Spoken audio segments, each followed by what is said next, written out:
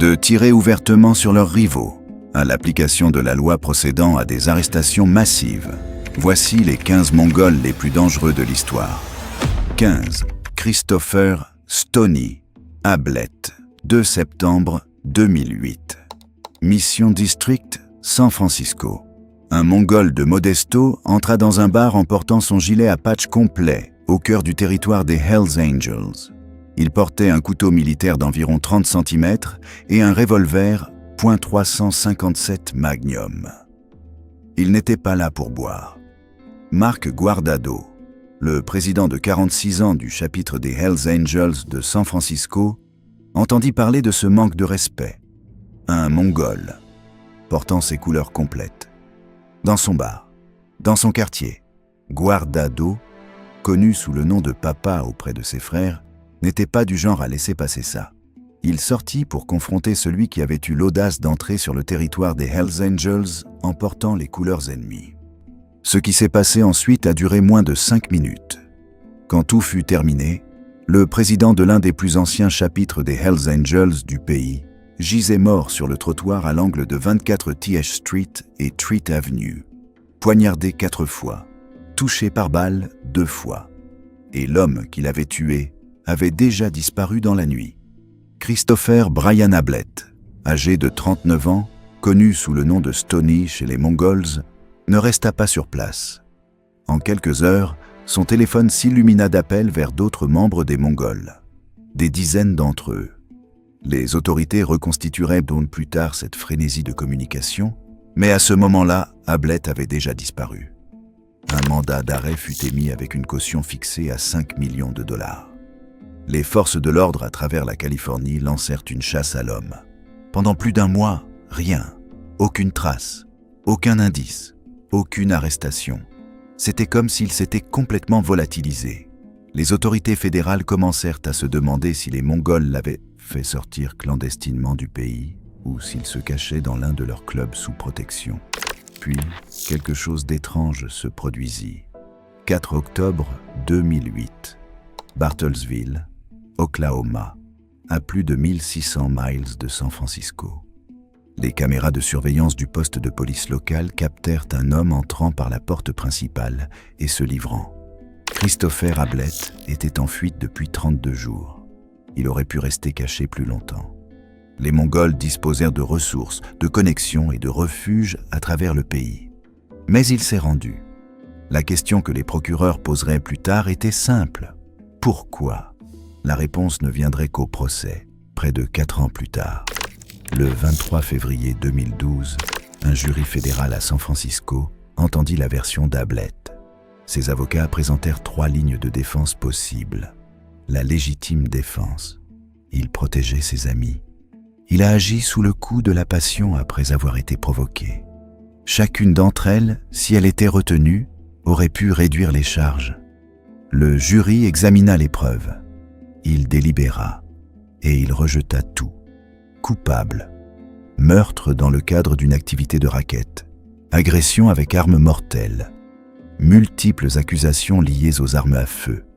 Mais la conclusion la plus accablante résidait dans la détermination du mobile par le jury.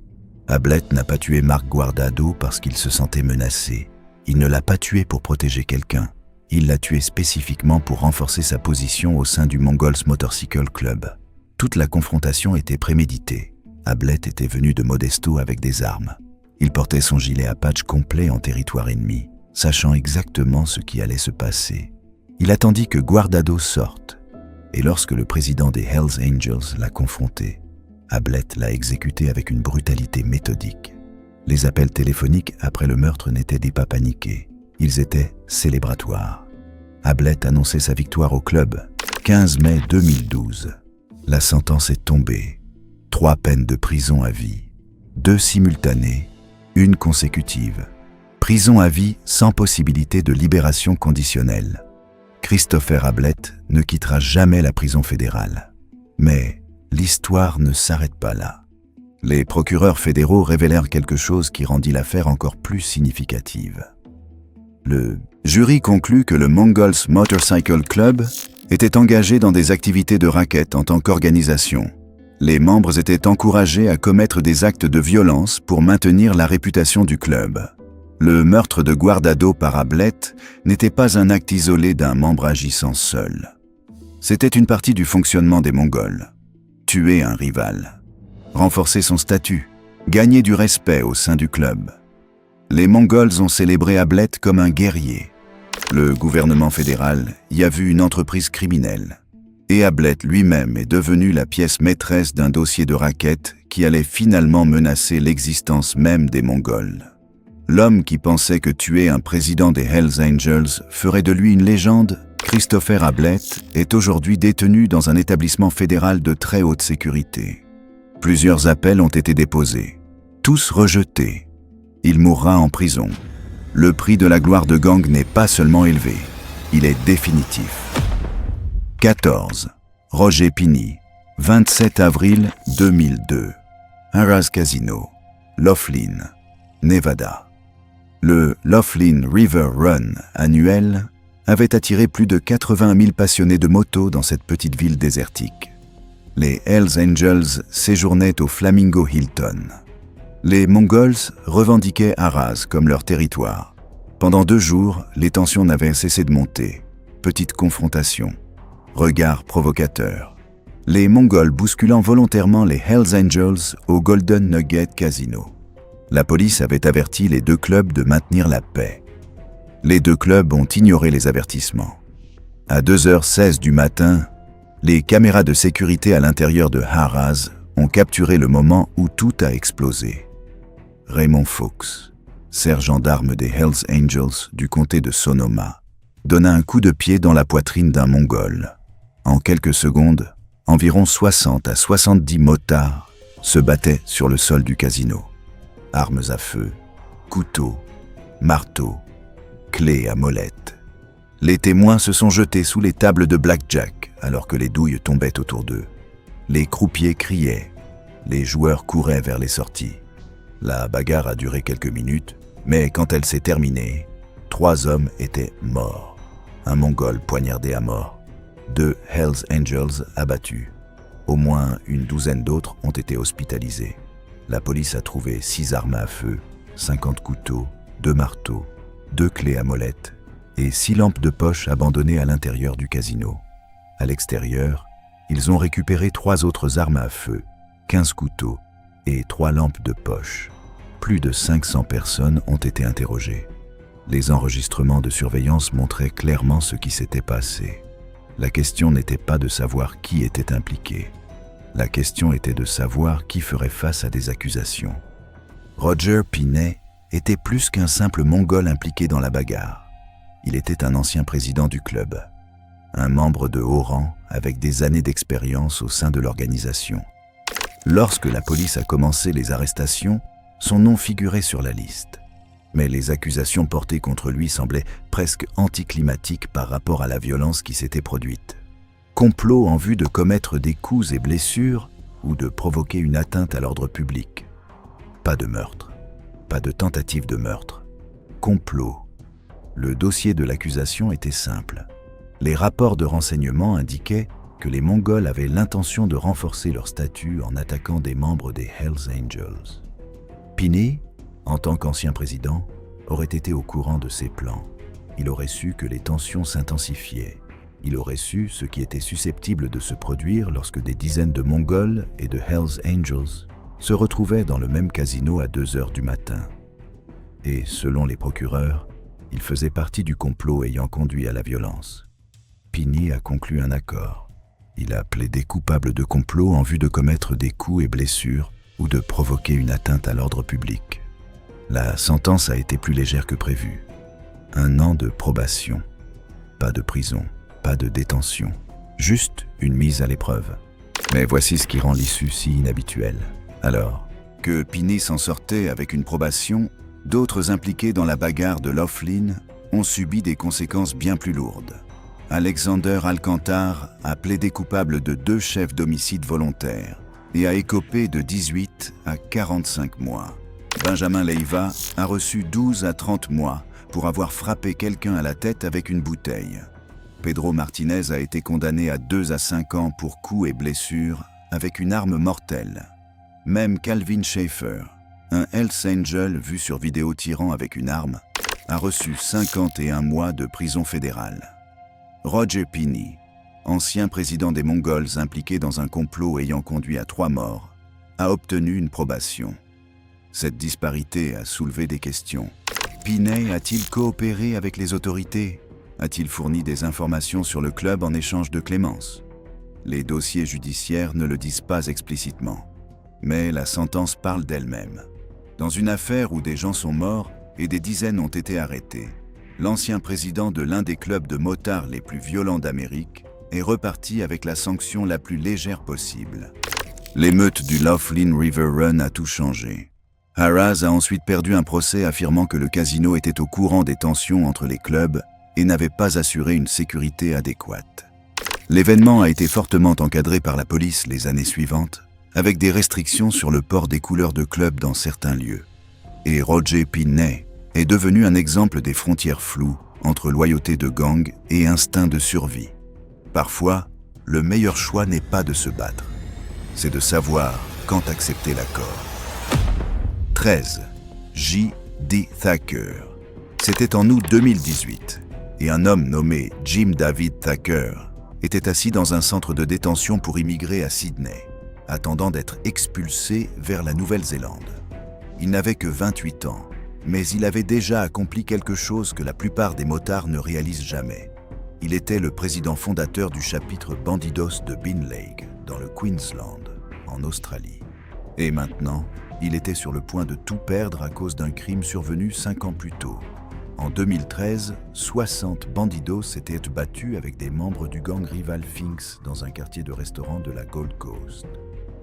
Thacker était présent cette nuit-là, filmé par les caméras de surveillance marchant au milieu du chaos. Il ne frappait personne et ne proférait aucune menace. Il se tenait simplement dans la foule. Un magistrat l'a qualifié de narcissique insignifiant et lui a infligé 150 heures de travaux d'intérêt général. C'était tout, une simple tape sur les doigts pour s'être trouvé au mauvais endroit. Mais l'Australie n'a pas oublié. En 2018, le ministre de l'Intérieur Peter Dutton utilisait de vastes pouvoirs liés au mauvais caractère. Les liens de Thacker avec les gangs en ont fait une cible et il était désormais renvoyé en Nouvelle-Zélande, dans sa ville natale de Tepuk, où ses parents dirigeaient des entreprises familiales prospères. Il avait toutes les raisons de rentrer dans le droit chemin, toutes les opportunités pour repartir à zéro. Pourtant, il a fait un autre choix. En 2019, Thacker a fondé le premier chapitre néo-zélandais du Mongols Motorcycle Club, dans la région de Bay of Plenty. Il a recruté des expulsés issus de son ancienne équipe des Bandidos et a intégré d'anciens membres des Hells Angels à Christchurch. En quelques mois, il avait construit un réseau national s'étendant d'Auckland à Hawke's Bay et jusqu'à Christchurch. Il l'appelait El Presidente. Mais la Nouvelle-Zélande comptait déjà des gangs établis qui contrôlaient les rues. Les Greasy Dogs, le Mongrel Mob, les Tribesmen, les King Cobra régnaient depuis des décennies et il n'était pas prêt à laisser un expulsé australien débarquer et prendre le contrôle. Tauranga est devenu un champ de bataille. En mai 2020, Thacker aurait retenu un membre des Greasy Dogs sous la menace d'un couteau et l'aurait dépouillé de ses couleurs de gang. Quelques jours plus tard, la police a arrêté Thacker, alors qu'il se dirigeait vers le territoire des Greasy Dogs et a trouvé un pistolet chargé dans sa voiture. Dans une autre propriété des Mongols, ils ont découvert une bombe artisanale remplie de clous. Quelqu'un a incendié le salon de coiffure de Thacker, appelé Bladed and Faded. Les Mongols ont riposté en tirant 96 balles sur une maison du Mongrel Mob à Maungatapu. Et lorsque la police est arrivée, elle a découvert que des enfants se trouvaient à l'intérieur pendant l'attaque. La violence a continué de s'intensifier. Mais ce que la police n'avait pas encore compris, c'est que les fusillades et les agressions n'étaient que la surface. En dessous, Thacker construisait quelque chose de bien plus vaste. Un réseau national de distribution de méthamphétamine s'étendant d'Auckland au nord jusqu'à Christchurch au sud. Son équipe récupérait des blocs de méthamphétamine brute de 1 à 4 kg auprès de fournisseurs à Auckland. les coupait avec des substances comme des compléments pour les douleurs articulaires à Tupiuk, puis les transportait vers l'île du Sud. Son président à Christchurch, un homme nommé Jason Ross, remettait des boîtes à chaussures remplies de 100 000 $ en espèces en échange de 2 kg de produits. Thacker pensait être intouchable. Il investissait dans des téléphones chiffrés à 3 000 $ qu'il appelait Things et attribuait des noms de code à chaque membre important. Ses propres noms de code étaient Détrimental et Hellbound. Chaque fois que la paranoïa montait, il détruisait les téléphones et en achetait de nouveaux. Ce qu'il ignorait, c'est que la police avait déjà infiltré son organisation. Elle avait obtenu des mandats spéciaux pour installer des dispositifs d'écoute dans toute sa maison et des caméras cachées enregistraient ses mouvements. Elle avait intercepté ses communications et le plus accablant, elle avait retourné l'un de ses propres hommes en témoin à charge. Le nom de code de cet informateur était Willman. Le 23 juin 2020, la police a lancé l'opération Silk. Des perquisitions simultanées ont visé des propriétés des Mongols à travers la Nouvelle-Zélande et 24 membres ont été arrêtés en une seule journée. La police a saisi 8 armes à feu, dont 2 AK-47, récupéré 20 kg de méthamphétamine et jusqu'à 28 onces de cocaïne. Dans la maison de Thacker à Tupiuk, ils ont trouvé 811 grammes de cocaïne cachée dans le toit ainsi que des cocktails Molotov prêts à être utilisés. Tout le nécessaire pour la guerre, et tout remontait à El Presidente. Thacker a été inculpé de 53 infractions pénales, et toute la hiérarchie dirigeante des Mongols est tombée avec lui. Le procès a duré 11 semaines devant la haute cour de Hamilton, devenant l'une des plus grandes procédures pénales de l'histoire récente de la Nouvelle-Zélande. L'avocat de Thacker a soutenu que le témoin clé de l'accusation n'était pas fiable, et a souligné que des images montraient Thacker en train de consommer de la cocaïne, tout en affirmant que l'usage personnel ne prouvait pas qu'il dirigeait un réseau de distribution. Le jury n'y a pas cru. Coupable de 40 chefs d'accusation. Le 18 août 2023, Thacker se tenait dans le box vitré de la haute cour de Hamilton lorsque le juge Harland a prononcé la sentence.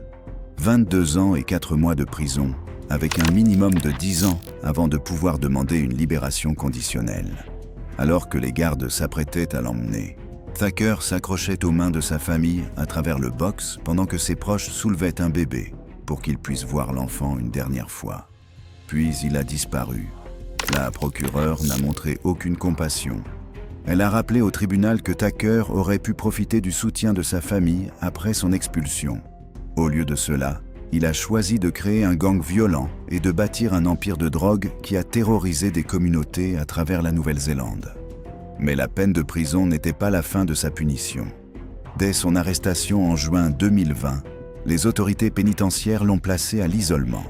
En octobre 2020, il a été transféré dans l'unité des prisonniers à risque extrême de la prison d'Auckland à Paramoremo, le seul établissement de sécurité maximale du pays. Il a été placé dans la même unité que le terroriste responsable du meurtre de 51 personnes lors des attaques des mosquées de Christchurch en 2019. Pendant près de 3 ans, Thacker a passé 22 heures par jour sans contact humain significatif. Il n'a eu aucun contact en face à face avec sa famille pendant 2 ans complets.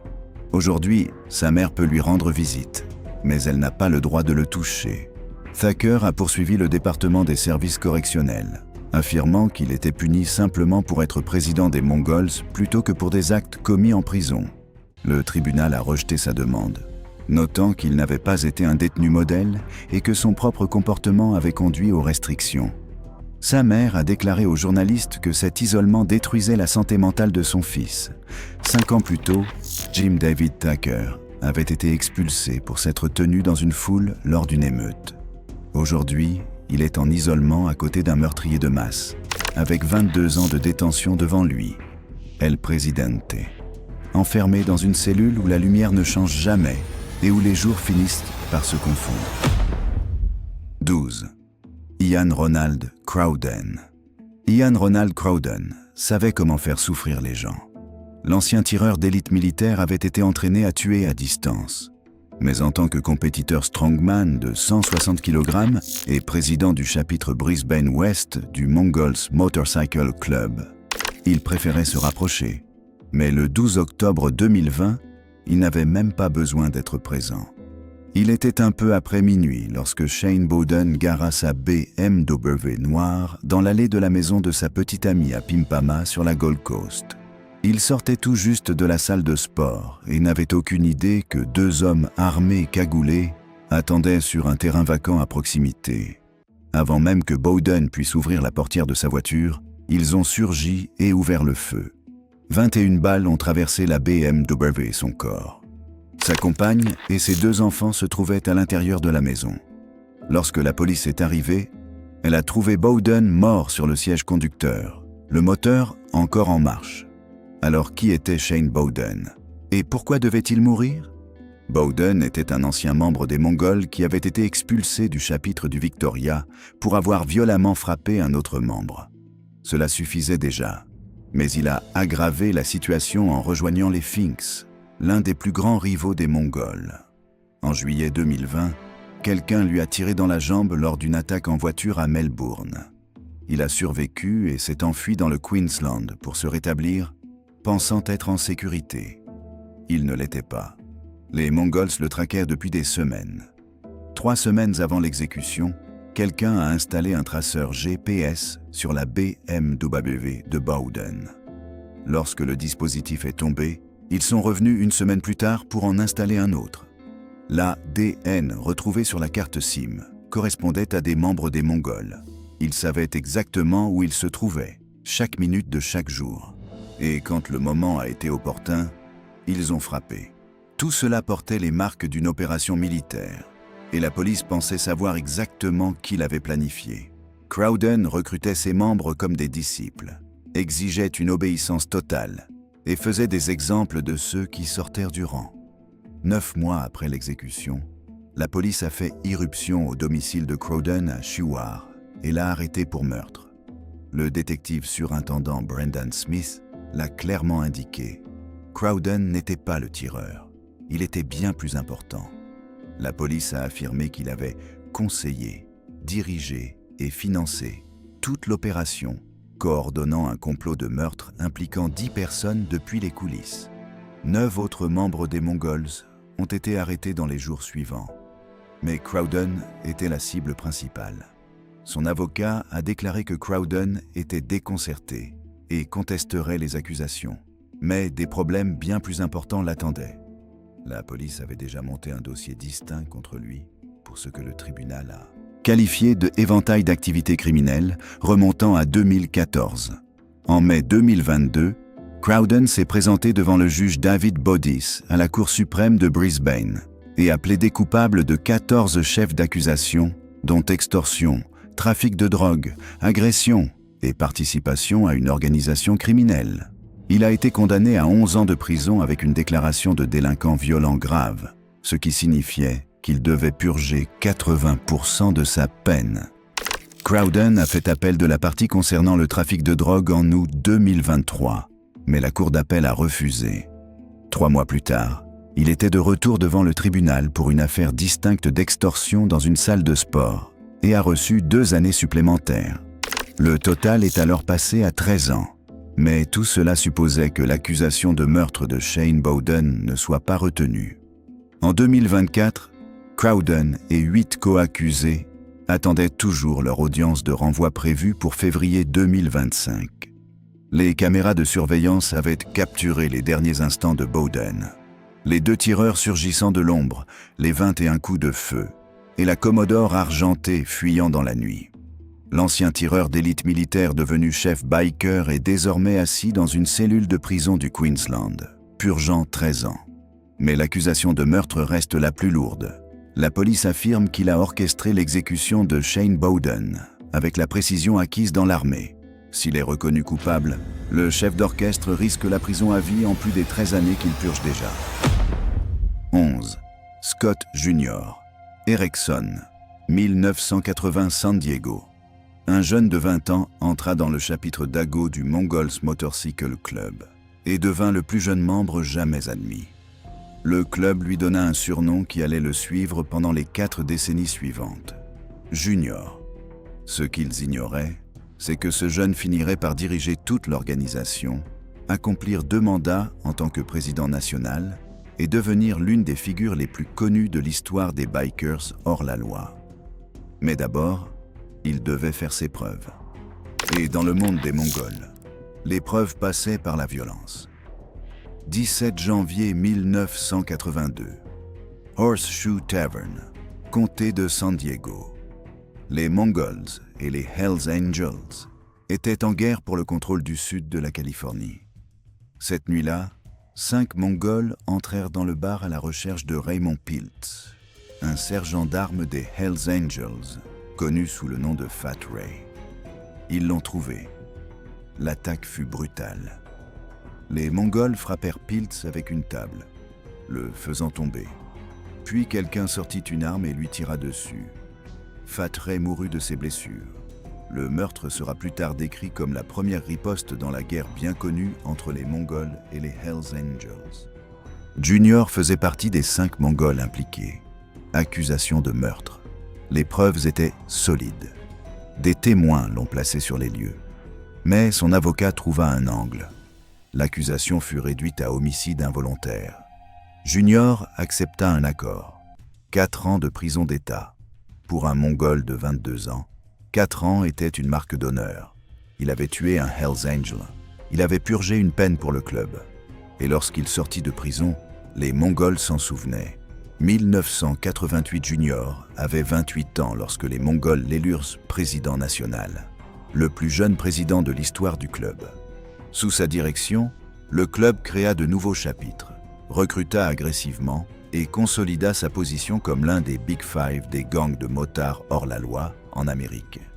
Il exerça de 1988 à 1989, puis se retira. 1989 Junior fut de nouveau élu président national. Son second mandat dura jusqu'en 1998. Pendant ces années de leadership, Junior fut membre de 7 chapitres différents des Mongols et en fonda lui-même 3 nouveaux. Il occupa toutes les fonctions possibles dans le club. Il n'y avait aucun poste dans la hiérarchie des Mongols que Junior n'ait occupé.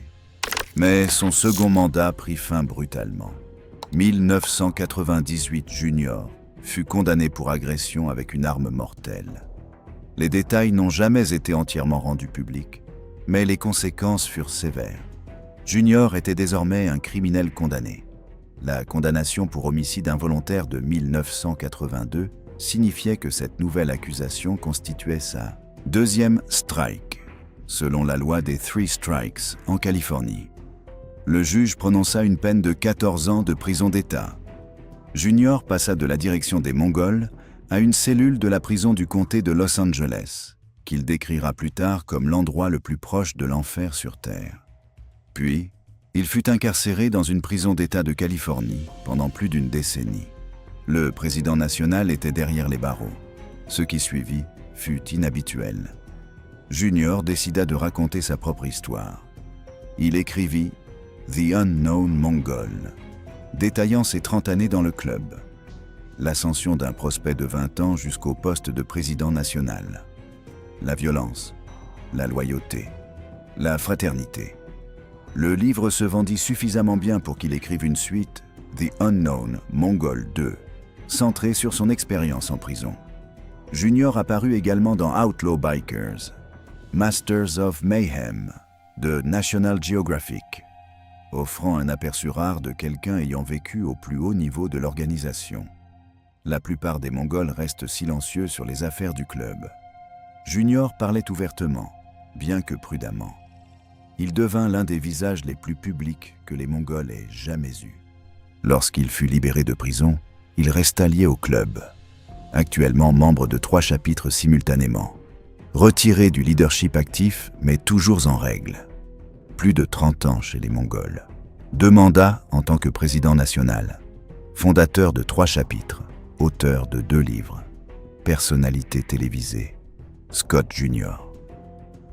Erickson a prouvé quelque chose que peu de hors-la-loi réussissent. On peut tuer pour le club, purger une peine pour le club, diriger le club, écrire sur le club, et pourtant s'en sortir en restant en règle. Son histoire est un modèle de la manière de gravir les échelons d'un gang de motards hors la loi et de survivre assez longtemps pour raconter l'histoire. La plupart des Mongols ayant atteint son niveau de violence et de leadership sont morts, ont fini en prison à vie ou ont coopéré avec les forces de l'ordre. Junior n'a fait aucune de ces choses. Il est toujours là, toujours un Mongol, toujours respecté, et toujours l'un des hommes les plus dangereux que le club ait jamais produit, non pas à cause de ce qu'il pourrait faire aujourd'hui, mais à cause de ce qu'il a déjà fait et dont il s'est sorti. 10. Joel Aldridge. Stephanie Bradley était une jeune mère. Les Mongols de Clarksville pensaient qu'elle les avait volés. Drogue, argent, armes. Ce qu'elle a réellement pris reste flou. Mais ce qui est certain, c'est qu'elle parlait négativement du club. C'était suffisant. 22 mai 2015. Les Mongols ont pris leur décision. Stephanie Bradley devait mourir. James Wesley Frazier l'a conduite au cimetière King's Brandon, dans le comté de Stewart, Tennessee. Un endroit isolé, aucun témoin, juste des pierres tombales et le silence. Ce qui s'est passé ensuite était méthodique. Jacob Hort a tiré sur Bradley environ 8 fois, mais les Mongols n'étaient néo pas sûrs qu'elle soit morte. Ils devaient en être certains. Joel Aldridge, connu parmi les Mongols de Clarksville sous les noms de Sleazy ou Spoon, a reçu l'ordre. Tirer une dernière balle dans sa tête, s'assurer qu'elle soit morte. Aldridge s'est approché du corps de Stephanie Bradley et a tiré une balle directement dans son crâne. Une exécution. La confirmation que le problème des Mongols avait été définitivement réglé. Le corps n'a pas été découvert pendant plus d'1 an. Lorsque les forces de l'ordre ont retrouvé les restes de Stephanie Bradley, les Mongols de Clarksville étaient déjà passés à autre chose. Mais les enquêteurs fédéraux n'avaient pas oublié. Ils construisaient un dossier. Écoute téléphonique, surveillance, informateur. Les preuves contre le chapitre de Clarksville s'accumulaient. Lorsque l'acte d'accusation complémentaire de 54 chefs est tombé en janvier 2018, le nom de Joel Aldridge figurait parmi les accusés. Les charges étaient lourdes. Complot de racket, enlèvement dans le cadre du racket, meurtre dans le cadre du racket. Le gouvernement fédéral cherchait à démanteler toute l'organisation des Mongols de Clarksville, et l'exécution de Bradley par Aldridge était la preuve principale du mode de fonctionnement du club. Le procès a duré 35 jours, répartis sur 3 mois et demi. Près de 100 témoins ont été entendus. Les procureurs ont présenté plus de 1200 documents. Les preuves ont dressé le portrait d'une organisation criminelle violente qui utilisait le meurtre, l'enlèvement et l'intimidation pour maintenir son contrôle et réduire au silence toute personne menaçant le club. Février 2025. Le jury a rendu des verdicts de culpabilité contre 6 membres des Mongols de Clarksville.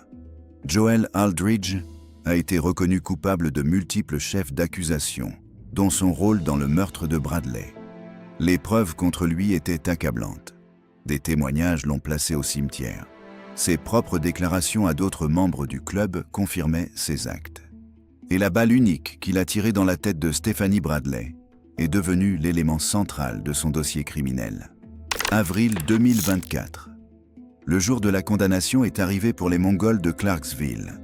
Joel Aldridge, âgé de 43 ans, s'est tenu devant le juge pendant que les procureurs détaillaient ses crimes. Ce n'était pas lui qui avait tiré 8 fois sur Bradley. Ce n'était pas lui qui l'avait enlevée. Mais c'était lui qui s'était assuré qu'elle était morte. Le tir final. La confirmation. L'exécution. Le juge a prononcé une peine de 25 ans de prison fédérale. Voici ce qui rend la peine d'Aldridge révélatrice. James Wesley Frazier, qui a orchestré l'enlèvement et le meurtre de Bradley, a reçu la prison à vie plus 30 ans. Il était le chef, le planificateur, celui qui l'a conduite vers sa mort. Aldridge exécutait les ordres. Il a tiré une seule balle sur instruction de Frazier. Pourtant, il a tout de même reçu un quart de siècle derrière les barreaux. Le message des procureurs fédéraux était clair. Suivre des ordres ne vous absout pas d'un meurtre. Tirer une balle au lieu de 8 ne vous rend pas moins coupable. et exécuter quelqu'un qui est déjà en train de mourir ne réduit pas votre responsabilité. Joel Aldridge a appuyé sur la détente. Stephanie Bradley est morte. Ces deux faits ont suffi pour garantir qu'il passerait la majeure partie de sa vie restante en prison fédérale. 9. Joshua Ryan Herbert, 21 mai 2017. Station-service Shell, Riverside, Californie. Juste à côté de la 91 Freeway. 22h30. 5 Hells Angels se sont arrêtés pour faire le plein de leur moto. Ils portaient leur couleur complète, circulant dans le sud de la Californie pour des affaires du club. Ce qu'ils ne savaient pas, c'est que quelqu'un attendait ce moment précis. Une Nissan Versa grise est entrée dans la station-service. La porte passager s'est ouverte. Un homme est sorti en tenant un revolver 357. Il n'a rien dit. Il a simplement commencé à tirer. James Duty, âgé de 31 ans, connu sous le nom de Floppy auprès de ses frères, a été touché à plusieurs reprises. Un autre Hells Angel a senti une balle frôler son casque, mais le tir a dévié et il n'a pas été blessé. Le temps que les Angels comprennent ce qui se passait, le tireur était déjà remonté dans la voiture et la Versa filait vers l'autoroute. Duty a été transporté à l'hôpital. Il est décédé peu de temps après. Le département de police de Riverside a lancé une enquête multi-agences. Il disposait d'images de surveillance, de témoins et d'un problème. La fusillade semblait liée à un gang, faisant partie d'une rivalité croissante entre les Mongols et les Hells Angels, qui s'intensifiait depuis 6 à 8 mois dans les comtés d'Orange et de Los Angeles. Mais identifier le tireur prendrait du temps. Un mois plus tard, le 21 juin 2017, la police a exécuté des mandats de perquisition dans tout le sud de la Californie. Anaheim, Cathedral City, Corona, Garden Grove, Huntington Beach, Riverside. Dans une résidence sur Monterey Peninsula Drive à Corona, ils ont arrêté Joshua Ryan Herbert, âgé de 27 ans, sans incident. À l'intérieur de son domicile, les enquêteurs ont trouvé l'arme du crime. Un revolver 357 chargé, des munitions, un gilet pare-balles, plusieurs armes à feu, du matériel lié au gang, et de nombreux tatouages mongols sur le corps d'Herbert, racontant son appartenance à l'un des clubs de motards les plus violents d'Amérique. Herbert a été inculpé de meurtre au premier degré, tentative de meurtre et circonstances aggravantes le rendant passible de la peine de mort.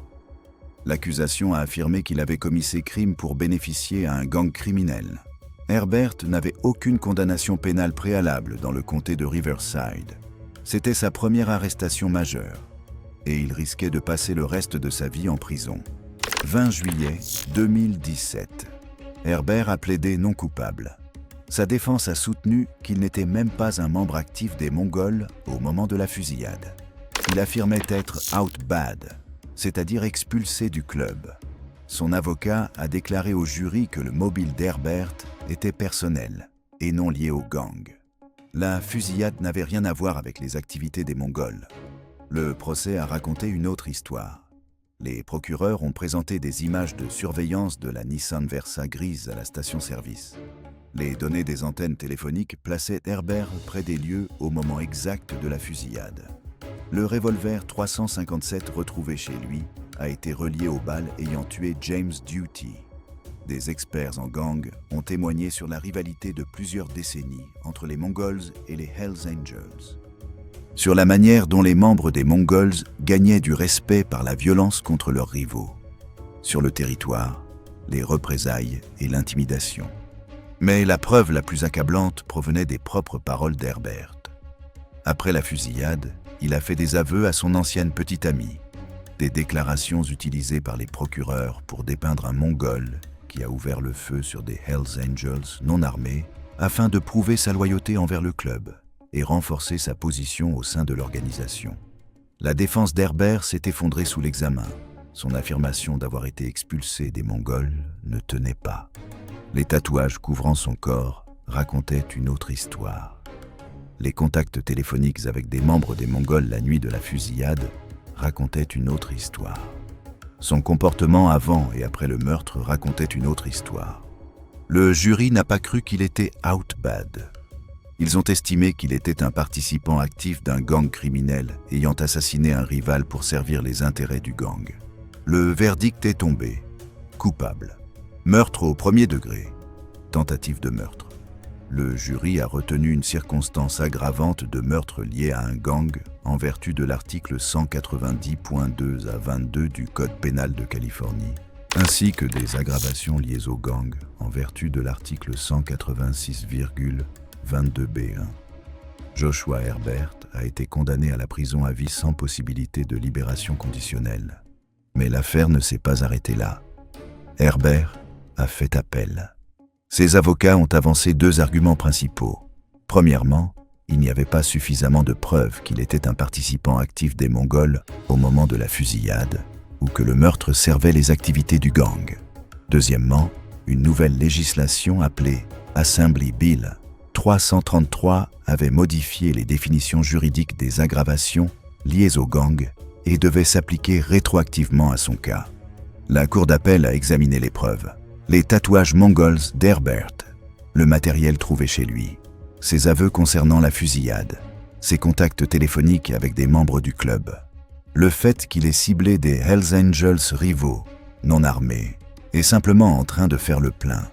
La cour a conclu qu'il existait des preuves substantielles de sa participation active aux Mongols. Le jury avait raison de rejeter son affirmation d'expulsion. Quant à savoir si le meurtre servait les activités du gang, la cour a été tout aussi claire. La fusillade était non provoquée. Elle visait des rivaux. Herbert s'en est vanté ensuite. Des experts ont expliqué que la violence contre les Hells Angels servait plusieurs objectifs pour les Mongols. Représailles pour des conflits passés, intimidation pour maintenir le territoire et démonstration de puissance. L'argument d'Herbert selon lequel son mobile était personnel pour regagner du statut dans le club ne l'a pas aidé. Le mobile personnel et le bénéfice pour le gang ne s'excluent pas. Puis est venu le rebondissement.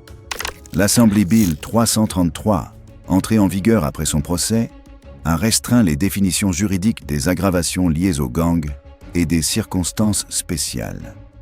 La Cour d'appel a jugé que cette loi s'appliquait rétroactivement. Les conclusions liées au gang utilisées pour alourdir la peine d'Herbert reposaient sur les anciennes normes juridiques. Selon les nouvelles normes, elles devraient être rejugées. La Cour a annulé et supprimé les aggravations liées au gang ainsi que la circonstance spéciale. Les condamnations pour meurtre et tentative de meurtre ont été confirmées. Mais les éléments qui le rendaient passible de la prison à vie sans libération conditionnelle devront être prouvés à nouveau selon la loi modifiée.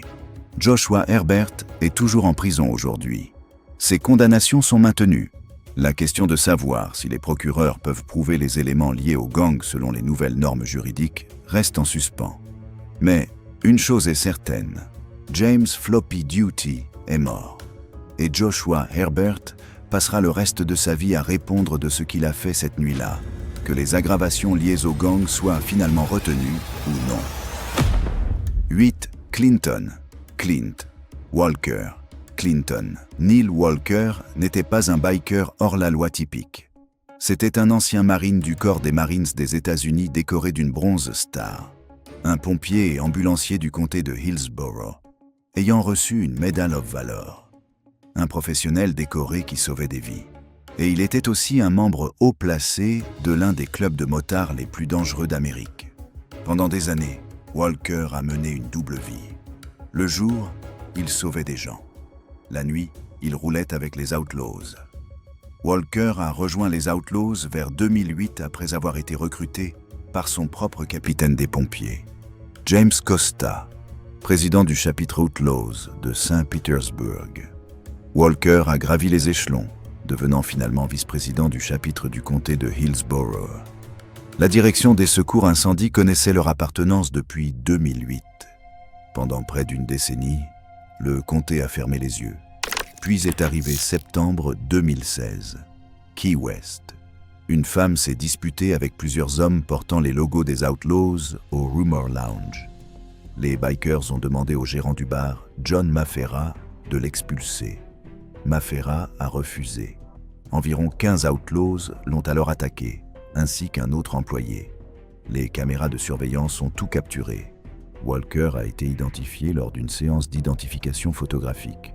Il a été arrêté, a négocié un accord et a reçu une suspension payée de 30 jours. 2 mois plus tard, le comté a interdit à ses employés d'appartenir à tout gang figurant dans le National Gang Report du FBI.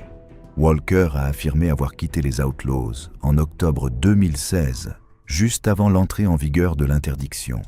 Juillet 2017. Le téléphone de Walker a sonné. James Costa avait été abattu par les 69 ER, un gang rival, alors qu'il circulait à moto. Walker n'était pas en service, mais il a enfilé son uniforme de pompier et s'est précipité à l'hôpital en portant le gilet de moto de Costa avec les insignes des Outlaws. Lorsque les forces de l'ordre ont demandé le gilet comme preuve, Walker a d'abord refusé.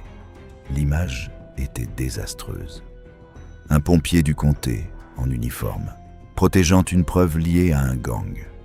Une enquête interne a conclu que Walker avait une loyauté inébranlable envers les Outlaws et s'était comporté d'une manière préjudiciable au service. En février 2018, il a été licencié. Mais Walker n'en avait pas fini avec les clubs de motards. Avant de quitter les Outlaws, il avait aidé à négocier un accord pour permettre une présence accrue des Mongols et des Pagans en Floride. Un sommet s'est tenu dans les Florida Keys en septembre 2016. Peu après, Walker a rejoint les Mongols, établissant un chapitre à Miami avant de retourner à Tampa pour diriger les Mongols dans le comté de Hillsborough. 8 mars 2025. Station-service Racetrack, New Smyrna Beach. Bike Week. Un groupe de warlocks s'était rassemblé lorsque les Mongols sont arrivés. Ils sont venus rapidement et avec détermination. Walker conduisait un Chevy Silverado. Ce qui s'est passé ensuite a impliqué 25 personnes ou plus. Les coups ont fusé. Puis des coups de feu ont éclaté. 12 à 15 tirs ont retenti. Une vidéo de surveillance a capturé un homme chauve brandissant et tirant avec une arme. Des témoins ont identifié Walker. 2 warlocks ont été blessés. Marvin Granick a reçu une balle qui lui a frôlé la tête. Thomas McDaniel a été frappé avec des nunchakus. Un autre Mongol s'est présenté à l'hôpital avec une blessure par balle à l'estomac. Walker a été arrêté et inculpé pour incitation à une émeute, tir d'arme à feu en public et agression aggravée avec une arme mortelle. Il a payé une caution de 75 000 $. Mais ses ennuis ne faisaient que commencer. 16 octobre 2025. Bradenton. Un conducteur a traversé une pelouse pour éviter des travaux. Un homme est sorti, a crié sur le conducteur, puis a ouvert la portière et l'a frappé 3 fois au visage. Il est reparti dans une Corvette noire avec une plaque des Buccaneers. La victime a identifié Clinton Walker lors d'une séance d'identification. Un juge du comté de Manatee a émis un mandat d'arrêt pour cambriolage avec violence dans un véhicule, un crime de premier degré passible de la prison à vie. Les procureurs ont demandé la révocation de sa caution. Le 10 novembre 2025, Walker a été arrêté à nouveau. 2 juillet 2025. L'opération Mongolian Beef a frappé la Floride. Des dizaines de membres des Mongols ont été arrêtés. Walker en faisait partie. Les preuves étaient accablantes. Les images de surveillance le montraient tirant avec une arme lors de la bagarre à la station-service. Walker a plaidé no contest pour émeute aggravée et complot en vue de commettre une émeute aggravée. La peine, 5 ans et 2 mois de prison, suivi de 5 ans de probation. Les conditions spéciales incluaient l'interdiction de tout contact avec des gangs de motards hors la loi, la remise de tout objet lié aux gangs et l'interdiction de posséder des armes à feu. Le procureur de l'État R.J. Larizza a qualifié cela d'acte de violence audacieux qui, par la grâce de Dieu, n'a pas entraîné de mort. L'agent spécial du FBI à Jacksonville, Jason Carley, a été direct. Walker était un participant actif dans une violence orchestrée qui mettait en danger des vies innocentes. Clinton Neil Walker est aujourd'hui en prison, le Marine décoré, le récipiendaire de la Medal of Valor, l'homme qui sauvait des vies avant de tout perdre pour les clubs de motards hors la loi. 5 ans et 2 mois de prison, 5 ans de probation ensuite, et une interdiction à vie de la seule fraternité à laquelle il s'était réellement consacré. le prix d'une loyauté absolue. 7. Gregory Lawrence Moore Jr. 11 juillet 2020, Jake's Roadhouse, Arvada, Colorado. Ryan McPherson, chanteur principal du groupe de rock classique Nightwolf, donnait l'un des premiers concerts du groupe depuis l'arrêt dû au Covid. Il venait de terminer le premier set lorsque des clients ont commencé à remarquer de l'agitation à l'extérieur. « Mec, il se passe quelque chose là dehors », se souvient un témoin. « On dirait des coups de feu. » De nombreux clients se sont dirigés vers une terrasse latérale. McPherson est sorti par la porte principale. Des membres des Mongols et des Hells Angels étaient engagés dans une fusillade s'étendant sur un pâté de maisons le long de North Lamar Street. Le conflit s'était propagé dans la rue et avait dégénéré en chaos. Un homme gisait dans la rue à côté d'une moto renversée, appelant à l'aide. Il avait été touché par balle. McPherson s'est approché de lui, puis quelqu'un l'a frappé à l'arrière de la tête avec un casque. McPherson s'est effondré. Une moto lui est passée dessus. Il a subi un traumatisme crânien grave et a été placé dans un coma artificiel. Les blessures seront permanentes. William Kelly Anderson, membre haut placé des Hells Angels, âgé de 43 ans, a été abattu lors de la mêlée. 2 autres Hells Angels ont subi de multiples blessures par balle. Plus tard dans la journée, 2 motocyclistes innocents circulant à proximité ont été forcés de quitter la route par des membres des Mongols et grièvement blessés. Ils n'avaient aucun lien avec un gang. Ils étaient des victimes collatérales. La police d'Arvada a lancé une enquête de 18 mois impliquant des forces de l'ordre de plusieurs États. Les enquêteurs ont analysé les témoignages, les images de surveillance et les preuves médico-légales. Les Mongols et les Hells Angels s'étaient livrés à une violence organisée avec un mépris total pour les vies innocentes. Parmi les Mongols impliqués figurait Gregory Lawrence Moore Jr., âgé de 28 ans. Alors que la police construisait son dossier, Moore s'est enfui en Floride et s'est caché dans un clubhouse des Mongols à Tampa. Finalement, le 26 janvier 2022, la police a localisé Moore au 3213 North 29e Street à Tampa, le clubhouse des Mongols. Moore avait été régulièrement vu à cet endroit dans une Ford Fusion 2014 appartenant à un autre Mongol. Son téléphone était localisé à la même adresse. La police de Tampa a exécuté un mandat de perquisition dans le cadre d'une opération massive multi-États et a arrêté Moore sans incident. 10 membres des Mongols ont été arrêtés simultanément dans le Colorado, en Californie, en Utah et en Floride. Tous ont été extradés vers le Colorado. Moore faisait face à des accusations de meurtre au premier degré. 6 chefs de tentative de meurtre, 2 chefs de crime organisé, 6 chefs d'agression au premier degré et 3 chefs d'agression avec véhicule. Les preuves étaient accablantes. Il risquait la prison à vie. 5 avril 2024. Près de 4 ans après la fusillade, Moore a plaidé coupable d'avoir violé le Colorado Organized Crime Control Act. Il a dû reconnaître que les Mongols étaient une entreprise criminelle engagée dans des activités de racket organisées et qu'il en faisait partie. Les procureurs ont abandonné 35 autres chefs d'accusation, dont le meurtre au premier degré. La peine, 27 ans dans le département correctionnel du Colorado. L'enquête a démantelé l'opération des Mongols dans le Colorado. Des perquisitions ont été menées dans des clubhouses à Arvada, en Californie, en Utah et à Tampa. 9 Mongols ont été condamnés. L'organisation a abandonné son clubhouse d'Arvada et s'est déplacée à Denver. Le chef de la police d'Arvada, Ed Brady, a qualifié cela de pur mal. L'agent spécial du FBI David Booth a déclaré que ces arrestations prouvaient que les forces de l'ordre poursuivraient la violence des gangs, peu importe le temps nécessaire. Ryan McPherson a survécu avec des séquelles permanentes. Le musicien qui avait tenté d'aider un inconnu a été battu et écrasé pour avoir fait ce qu'il fallait. William Kelly Anderson n'est jamais rentré chez lui. 2 motocyclistes innocents ont été forcés de quitter la route. Tout cela parce que 2 gangs ont mené une guerre en public.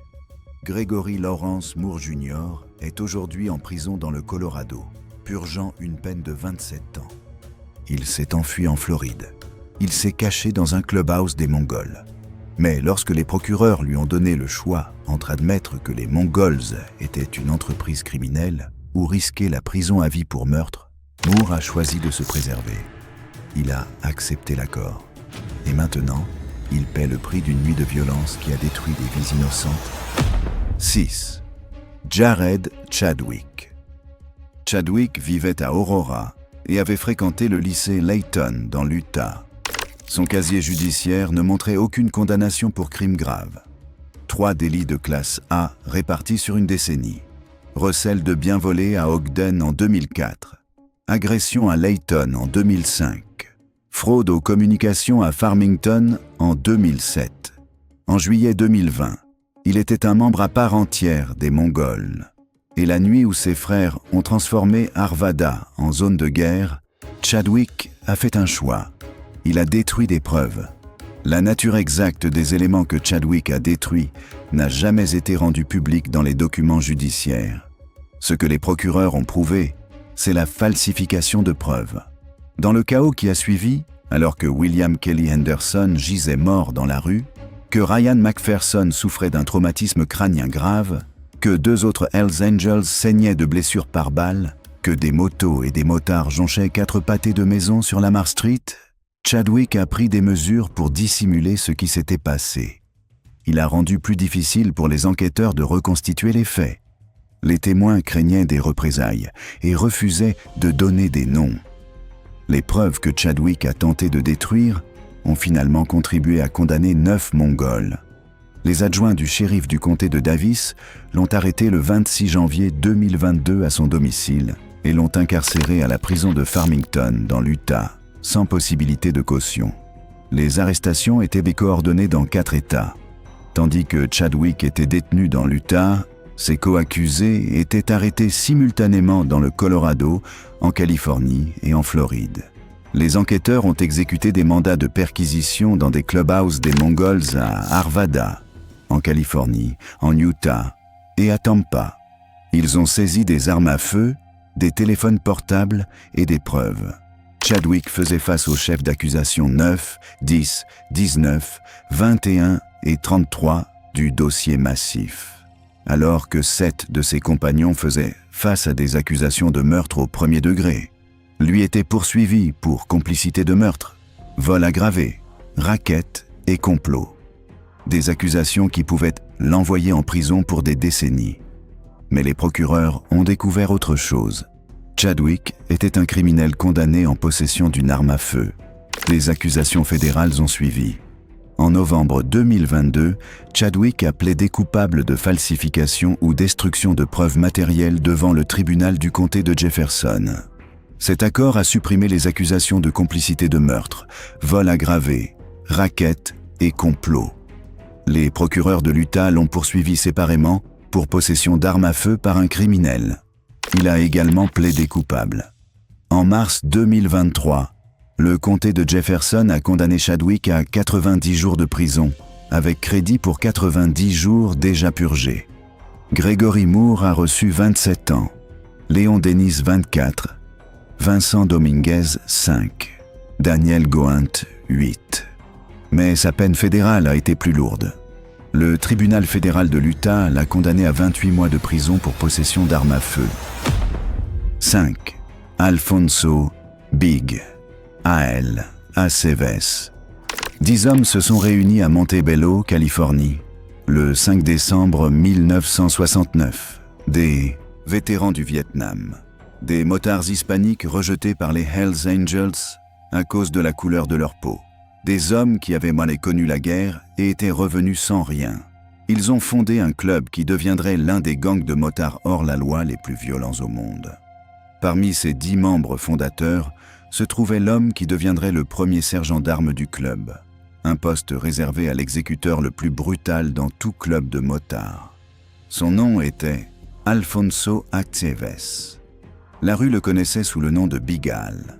Sa réputation de violence allait définir le Mongols Motorcycle Club pendant des décennies. À 15 ans, Big Al avait commis son premier vol à main armée. À 18 ans, il était déjà profondément impliqué dans le trafic de drogue. Il voulait le faire, il devait le faire, Puis la guerre du Vietnam est arrivée. Bigal s'est engagé avec enthousiasme. On allait lui apprendre à tuer et le payer pour ça. Il a servi 2 tours avec la 101e division aéroportée, marchant en tête. Lorsqu'il trouvait l'ennemi, il leur coupait les oreilles et les gardait dans sa poche. Il était instable, et le pire, c'est qu'il ne s'en rendait pas compte. Il a failli perdre sa jambe lors de la bataille de Hamburger Hill. Il a reçu de nombreuses décorations. Puis il a été démobilisé et renvoyé chez lui. Dans l'avion du retour, Bigal pensait qu'il irait peut-être à l'université, essayer de changer de vie. Cela n'est jamais arrivé. Personne ne voulait de lui, ni sa mère, ni son père. Sa femme était avec un autre homme. Il est retourné à la drogue et au crime en quelques semaines. Plusieurs confrontations avec la justice ont suivi. La prison est devenue familière. Les gardiens l'appelaient « sécurité de l'emploi » parce qu'il revenait toujours. Puis, en 1969, Bigal et 9 amis ont fondé le Mongols Motorcycle Club. Partout où ils allaient, quelqu'un les mettait à l'épreuve. Ils se battaient. Petit à petit, ils ont commencé à créer des chapitres. Bigal est devenu célèbre pour ses combats et pour ce qu'il faisait aux gens. Les gens avaient peur de lui. Sa réputation a grandi. Il faisait des choses pour d'autres. Récupérer de l'argent, faire respecter des dettes. N'importe quoi, tant que quelqu'un payait. Il est devenu un seigneur de guerre, un tueur à gages prêt à accepter n'importe quel contrat au bon prix. La violence de Bigal se distinguait même dans le monde brutal des clubs de motards hors la loi. Une fois, il a fouetté un homme avec une chaîne et lui a arraché la moitié du visage. Il ne savait même pas combien de personnes il avait poignardé. Innombrable, c'est le mot qu'il utilisait. Il est devenu dépendant à l'héroïne.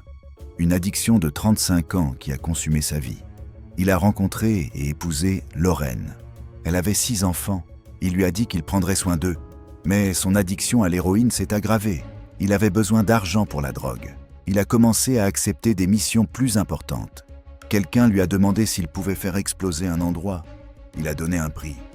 Lorraine vivait constamment dans la peur qu'on l'appelle pour lui annoncer sa mort. La mort a souvent frôlé Bigal. Des gens ont essayé de le tuer. La drogue a essayé de le tuer. Il a survécu. Quand les missions et l'argent ont disparu, la famille avait besoin d'un endroit où vivre.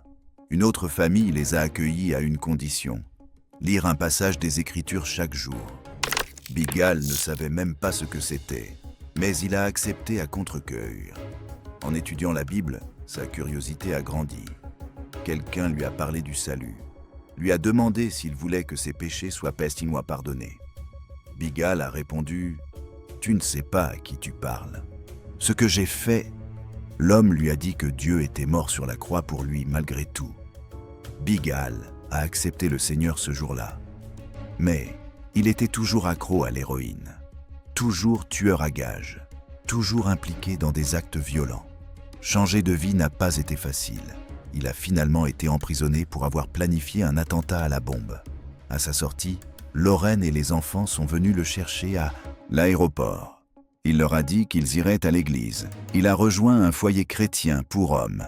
Aujourd'hui, des décennies après avoir fondé le Mongols Motorcycle Club, des décennies après avoir terrorisé le sud de la Californie en tant que premier sergent d'armes du club, Big Al Assevs est un homme transformé. Il travaille comme aumônier pour le Refuge and Recovery Chaplains Ministry. Il fait du bénévolat dans des programmes de soins palliatifs et des missions en prison, y compris dans le couloir de la mort. Il voyage à travers les États-Unis et d'autres pays pour diffuser un message d'espoir. Il accompagne des hommes qui cherchent à se libérer de la violence et de la drogue. Son témoignage a été diffusé dans l'émission The Set Sense Club. Lors d'événements caritatifs, il apparaît aux côtés d'autres anciens hors-la-loi réformés, parlant de transformation par la foi. Ses proches disent qu'on entend aujourd'hui de la compassion dans sa voix. Un contraste total avec l'homme qui arrachait des visages avec des chaînes et poignardait d'innombrables victimes. L'homme qui a fondé l'un des clubs de motards les plus violents d'Amérique, avec 9 autres vétérans à Montebello, en 1969. Le premier sergent d'armes a établi le standard de brutalité que les Mongols ont suivi pendant 5 décennies. Big Al Aksevs, la légende fondatrice, s'est éloigné de l'empire de violence qu'il avait contribué à créer. 4. Justine Mooch DeLoretto. 5 mois après l'ouverture du premier chapitre du Mongols Motorcycle Club en Oregon, la police d'Eugene a arrêté 3 membres du club pour des accusations criminelles. L'incident qui a conduit à leur arrestation n'était pas un simple contrôle routier. C'était une poursuite à grande vitesse de 90 miles pendant l'heure de pointe sur l'Interstate 5 qui s'est transformée en affaire fédérale. Parmi les personnes arrêtées figurait l'homme qui avait fondé le chapitre de l'Oregon. Un homme de 27 ans, originaire du comté de Marion, qui en était le président. Son nom était Justin DeLoretto. La rue le connaissait sous le nom de Mooch. Et ce qu'il a fait, le 23 avril 2008, allait définir son rôle en tant que dirigeant des Mongols. Mooch est entré dans le monde des clubs de motards via la scène hardcore skinhead antiraciste. Il a parcouru le pays en tant que guitariste et manager du groupe punk The Escaped. Il s'est ensuite rapproché de la culture des clubs de motards. Il a commencé avec les Vagos MC avant de rejoindre les Mongols et de fonder leur chapitre de Portland. Il a gravi les échelons jusqu'à devenir président de chapitre, puis représentant régional supervisant plusieurs États, dont l'Oregon, le Missouri, l'Illinois et l'Indiana. Sa réputation était claire, sa loyauté aussi. Il s'est fait tatouer le logo des Mongols sur le côté de son crâne rasé. Une figure musclée ressemblant à Gengis Khan sur une moto, brandissant une épée. Un symbole aussi permanent que le casier judiciaire qu'il s'apprêtait à construire. 23 avril 2008. DeLoretto quittait l'allée de sa maison rurale de Turner lorsqu'un SUV banalisé s'est engagé. Le détective Dave Burroughs de la police d'Eugene et l'agent fédéral de l'ATF James Packard enquêtaient sur une agression dans un bar impliquant des Mongols. DeLoretto a pensé qu'il s'agissait de rivaux. Il a fait demi-tour et les a poursuivis pendant 90 miles sur l'Interstate 5. Il a appelé 2 associés, Nathan Cassidy et Matthew Weiss, qui ont encerclé le véhicule banalisé pendant l'heure de pointe. Ils ont tenté de forcer les enquêteurs à quitter la route. Packard et Burroughs ont appelé la police d'Eugene en renfort. Les 3 Mongols ont été arrêtés. Les procureurs ont inculpé DeLoretto de 8 crimes, dont tentative d'agression au second degré et complot en vue d'enlèvement au second degré. L'accusation a soutenu qu'il s'agissait d'un crime de gang. Elle a affirmé que n'importe qui aurait pu être victime s'il avait par erreur tourné dans l'allée de DeLoretto. Le procureur adjoint Stephen Morgan a déclaré que DeLoretto avait mis de nombreux automobilistes en danger à cause de son comportement de gang. Ce type de comportement n'est pas toléré dans cette communauté, a-t-il déclaré au tribunal. L'avocate de la défense, Kelly Beckley, a soutenu que son client avait été gravement surchargé d'accusations. Elle a affirmé que le gouvernement utilisait cette affaire pour alimenter la peur des gangs. Elle a souligné que Packard et Burroughs auraient pu mettre fin immédiatement à la poursuite en s'identifiant. Le détective Burroughs a contesté cela après l'audience. « Monsieur DeLoretto savait qui nous étions », a-t-il déclaré. Il voulait envoyer un message, montrer que les Mongols étaient les plus dangereux de l'État et qu'ils ne céderaient devant personne. En juin 2008, un jury du comté de Lane a rendu son verdict. Acquittement sur les 8 accusations criminelles, mais condamnation pour 5 délits. 2 chefs de menace, mise en danger imprudente, conduite dangereuse et accusation connexe. La juge Debra Vogt a condamné DeLoretto à 1 an de prison. Elle a suspendu son permis de conduire. Elle a ordonné 5 ans de probation avec des conditions strictes. Il ne pouvait ni fréquenter les Mongols, ni porter leurs insignes. Cela incluait tout contact avec son frère jumeau Jérémy, alors président par intérim des Mongols. La juge a également ordonné des tests au polygraphe pour vérifier le respect des conditions. DeLoretto avait déjà purgé 2 mois de détention provisoire. Lorsqu'il a été condamné à 1 an supplémentaire, il pensait devoir purger cette peine. Cela n'est pas arrivé. La prison du comté de Lane était surchargée.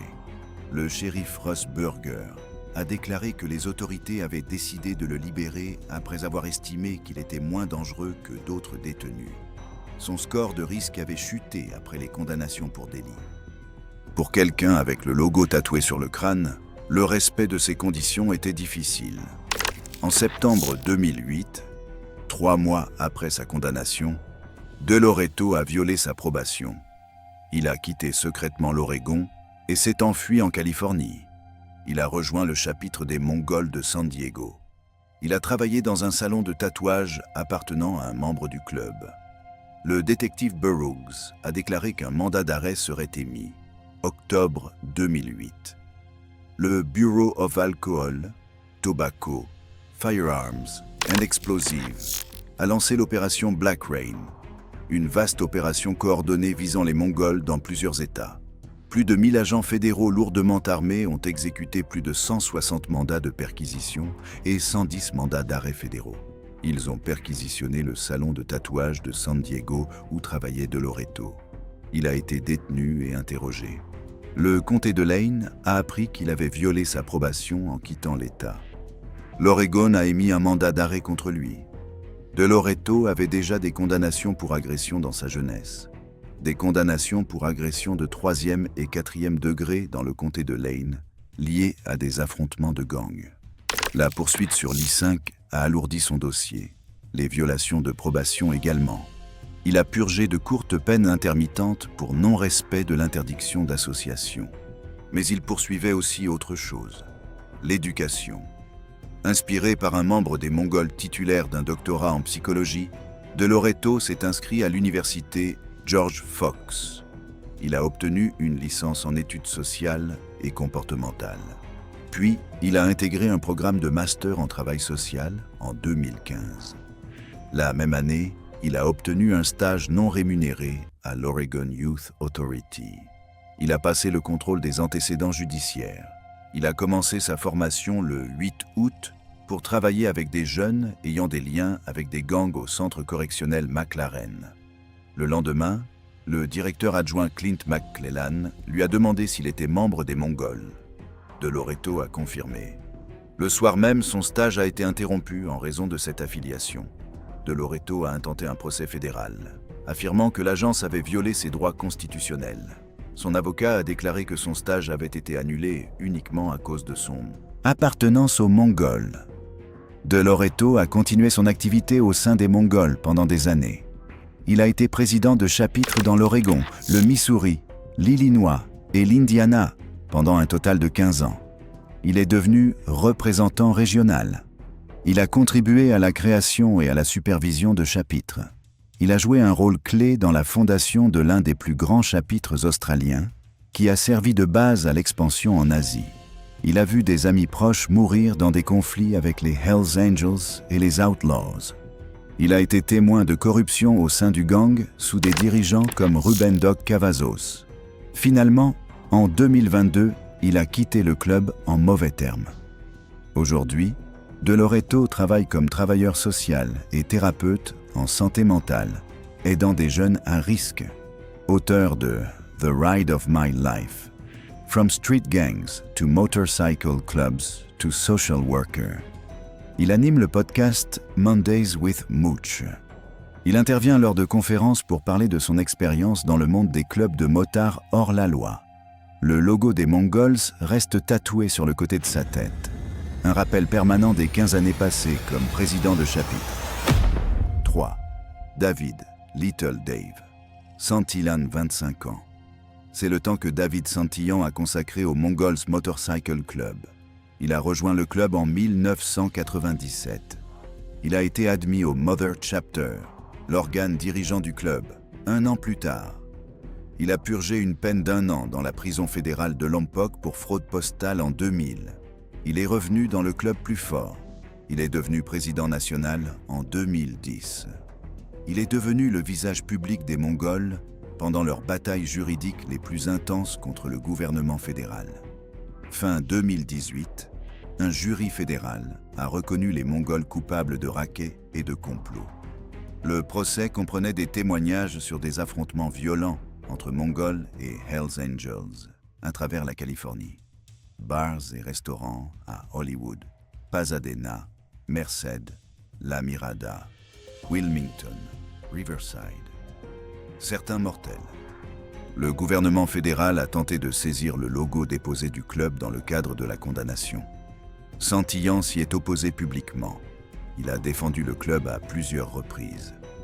Les Mongols étaient mal compris, cherchant à changer leur image. Il s'est présenté comme un réformateur nettoyant la réputation du club. Puis, en juin 2021, tout s'est effondré.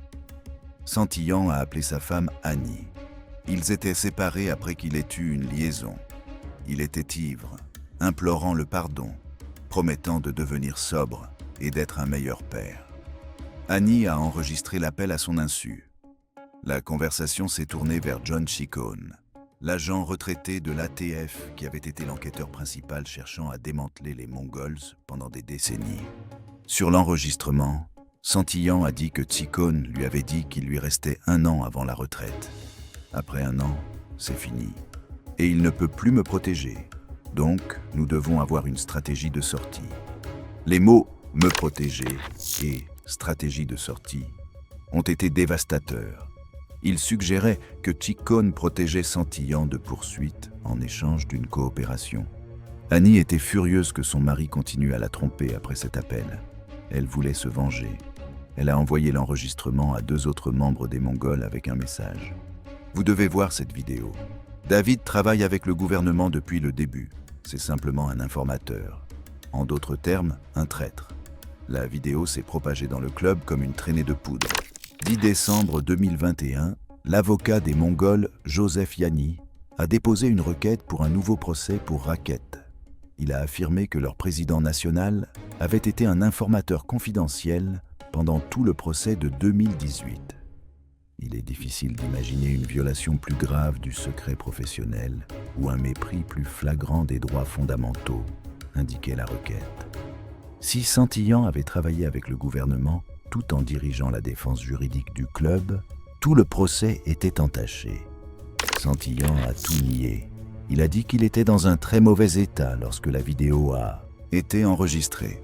Absolument pas, catégoriquement non. Je n'ai jamais coopéré de quelque manière que ce soit.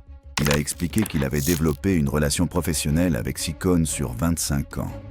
Après le procès, Santillan a croisé Ciccone en récupérant des biens confisqués des Mongols. Ciccone a mentionné qu'il prenait sa retraite et lui a dit « Je sais que tu fais un excellent travail au sein du club. Je ne peux plus te protéger à partir de maintenant parce que mon remplaçant pourrait ne pas être aussi indulgent. » C'est ce que signifiait « me protéger ». Un avertissement concernant les futurs agents de l'ATF, pas une preuve de coopération. Annie a témoigné devant le tribunal que son mari n'avait jamais été informateur. Elle a déclaré qu'elle avait envoyé le message uniquement pour le détruire par colère et trahison. Je voulais qu'il ressente ce que je ressentais, la honte et l'embarras. Plus tard, elle a confié au New York Times qu'elle regrettait profondément. Les procureurs ont soutenu Santillan.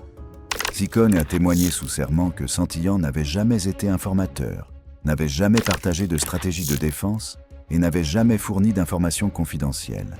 Le juge fédéral David O. Carter a entendu des mois de témoignages. En octobre 2022, il a rejeté la demande de nouveau procès. Il a déclaré que l'allégation avait une odeur suspecte, mais qu'aucune preuve ne la soutenait. Il a qualifié l'affaire d'horrible en raison du nombre de meurtres, du trafic de drogue et de la guerre entre les Hells Angels et les Mongols. Il y a trop de meurtres. L'idée d'un acquittement dans un autre procès est quelque chose que ce tribunal a beaucoup de mal à envisager. Le tribunal fédéral a blanchi Santillan, mais les Mongols s'en moquaient.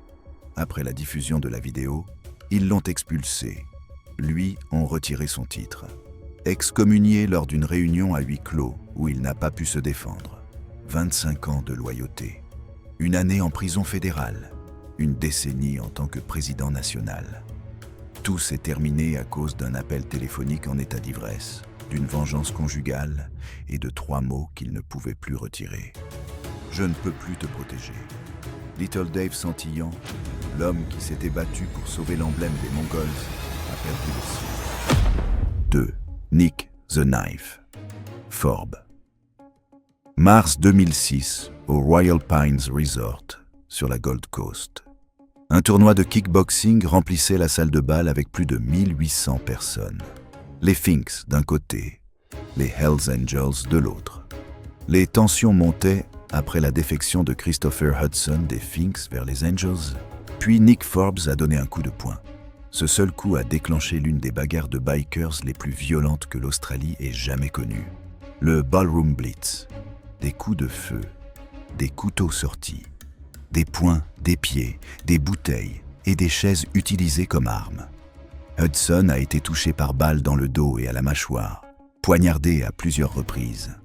Le chaos a été capturé par les caméras de surveillance et a fait la une dans le monde entier. Forbes, exécuteur du terror team des Finks, était au centre de tout. Forbes est devenu célèbre en tant que membre du terror team des Finks avant que certains membres ne rejoignent les Mongols. L'émeute du Royal Pines a éclaté lorsqu'il a frappé Hudson. La violence s'est propagée dans toute la salle de bal. Forbes a été arrêté et condamné à 27 mois de prison pour cet incident violent. Mais la prison ne l'a pas arrêté. Janvier 2008, 2 ans après le Ballroom Blitz, Forbes a été de nouveau arrêté pour une série d'agressions violentes à Broad Beach Mall, sur la Gold Coast. Il a attaqué au hasard jusqu'à 6 jeunes hommes innocents, frappant l'un d'eux si violemment qu'il lui a fracturé l'orbite. Aucune provocation, aucune raison, seulement de la violence. Forbes a été condamné à 3 ans et demi de prison pour ses agressions brutales. Mai 2011, dans une boîte de nuit de Hindley Street à Adelaide. Forbes et d'autres membres des Finks ont pris d'assaut le club et attaqué des membres des Hells Angels avec des tabourets de bar, des couteaux et des bouteilles. Il a été inculpé pour émeute, une infraction passible de 10 ans de prison. Les images de surveillance l'ont clairement identifié en train d'attaquer un homme avec un tabouret. Initialement acquitté, il a été rejugé en 2016 et reconnu coupable de bagarre aggravée, condamné à 2 ans et demi de prison. Mai 2019, Forbes a été libéré par un tribunal de Brisbane après son extradition depuis l'Australie méridionale. Il a déclaré aux journalistes au Brisbane Watch House qu'il allait faire la fête.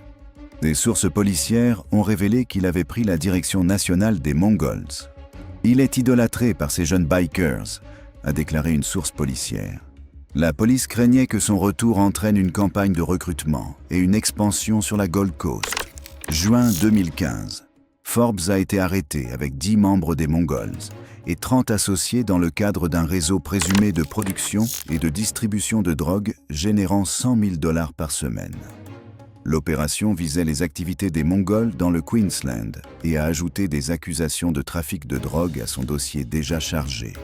Octobre 2022 à l'aéroport de Darwin, Forbes a été arrêté en vertu d'un mandat en cours depuis 2015 concernant une agression aggravée présumée dans une boîte de nuit de Darwin en 2014. Le président national basé sur la Gold Coast était recherché dans le territoire du Nord depuis des années. Ces accusations ont ensuite été abandonnées. Mars 2023 a marqué l'opération Morlaix, une enquête de 18 mois menée par la police du territoire du Nord visant les Mongols. 40 membres et associés présumés ont été arrêtés pour 140 infractions, dont trafic de drogue à grande échelle, extorsion, complot pour entraver la justice, mise en danger grave, agression aggravée et utilisation illégale de véhicules. La police a arrêté Forbes à l'aéroport de Darwin en octobre lors d'un rassemblement national du gang d'Alice Springs à Darwin. Elle a saisi 34 armes à feu, $1 demi-million en espèces et de petites quantités de drogues illicites. Le fils de Forbes, Hayden, a suivi les traces de son père et a été inculpé pour le meurtre de style exécution de l'ancien biker des Finks Shane Bowden. Abattu de 21 balles dans son allée en octobre 2020, Bowden avait été condamné à 6 ans de prison pour le Ballroom Blitz aux côtés de Forbes, avait ensuite rejoint les Mongols en 2013, puis était retourné chez les Finks peu avant son assassinat. Des rapports récents suggèrent que de graves problèmes de santé ont contraint Forbes à se retirer de la direction des Mongols. Mais son héritage demeure, l'homme qui a lancé le coup de poing ayant déclenché le Ballroom Blitz, l'exécuteur du terror team devenu président national. Nick the Knife Forbes, le Mongol australien qui a passé des décennies à prouver comment il avait gagné son surnom. 1. Ruben Doc Cavazos, président national et architecte de l'expansion. Rubén Cavazos a gagné son surnom honnêtement. Radiologue diplômé, technicien en scanner au Southern California Medical Center. Doc pour tous ceux qu'il connaissait. Mais l'homme capable de lire des radiographies a construit quelque chose de bien plus dangereux. Il a rejoint les Mongols après avoir quitté le gang de rue des Avenues à Highland Park, Los Angeles. Il a gravi les échelons, est devenu président national. Puis il a transformé les Mongols en l'une des plus grandes organisations criminelles de la côte ouest. Les bikers de l'ancienne école l'accusaient d'avoir détruit ce que le club était autrefois. Le gouvernement fédéral l'accusait d'avoir créé une conspiration criminelle mêlant meurtre et trafic de drogue. Doc a tout changé. Avant sa présidence, chaque Mongol devait posséder et conduire une Harley Davidson. Doc a ignoré cela. Il a recruté des membres de gangs de rue hispaniques grâce à ses connexions avec les avenues. Il leur a permis de contourner le rituel de prospect, de rejoindre le club à temps partiel. Les Mongols ont explosé sur toute la côte ouest. Son frère Al the Sweet Cavazos et son fils Ruben Lil Rub Cavazos Jr. l'ont aidé à prendre le contrôle. Une opération familiale dirigeant un empire criminel. Le mandat de Doc a été documenté à la caméra. Gangland saison 2 de la chaîne History a filmé Mongol Nation alors qu'il était président. Nous sommes ce que tout le monde craint, a déclaré son fils Lil Rubs à la caméra. Pendant ce temps, l'ATF infiltrait le club avec des agents sous couverture. Pour la deuxième fois, des agents fédéraux ont infiltré les Mongols et sont devenus membres à part entière. 30 août 2008. Vernon, Californie. Les Mongols ont voté l'éviction de Doc. La majorité pensait qu'il volait et provoquait une guerre avec la mafia mexicaine. Son fils et son frère ont été expulsés avec lui. Des rumeurs circulaient disant que Doc était un informateur. 21 octobre 2008.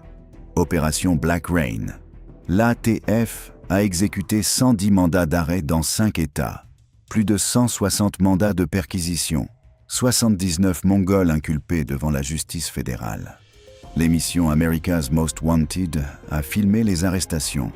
La police a perquisitionné la maison de Doc de 2760 pieds carrés à South Hills, West Covina. Elle a saisi des armes et des gilets pare-balles. L'acte d'accusation de 177 pages détaillait des meurtres, de la torture, du trafic de drogue et de la fraude à la carte bancaire. Doc au centre donnant des ordres, négociant avec la mafia mexicaine. 23 janvier 2009. 3 mois après son arrestation, Doc est devenu le premier Mongol à plaider coupable de complot de racket. Peine maximale. Prison à vie. Il a admis avoir dirigé une conspiration criminelle impliquant meurtre et trafic de drogue, appelée Mongols Motorcycle Club. Il a reconnu que les marques déposées des Mongols lui donnaient une influence sur l'entreprise criminelle Rico qu'il avait créée et contrôlée. Il a accepté de renoncer à tous ses droits sur les marques des Mongols, les patchs, le logo, tout. 8 septembre 2011.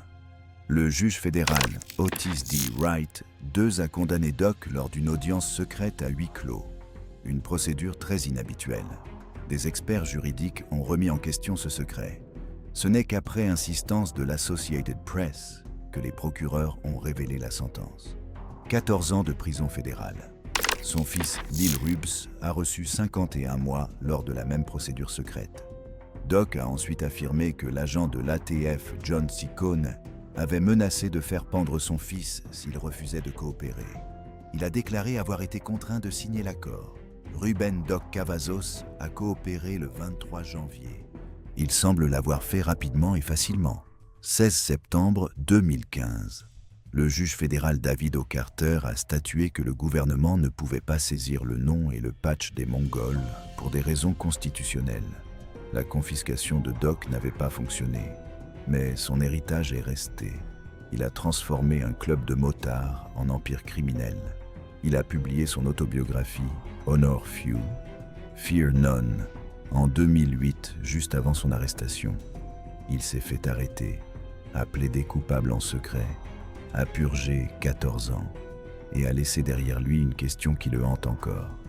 Doc Cavazos était-il un informateur ayant coopéré ou un père ayant conclu un accord pour protéger son fils?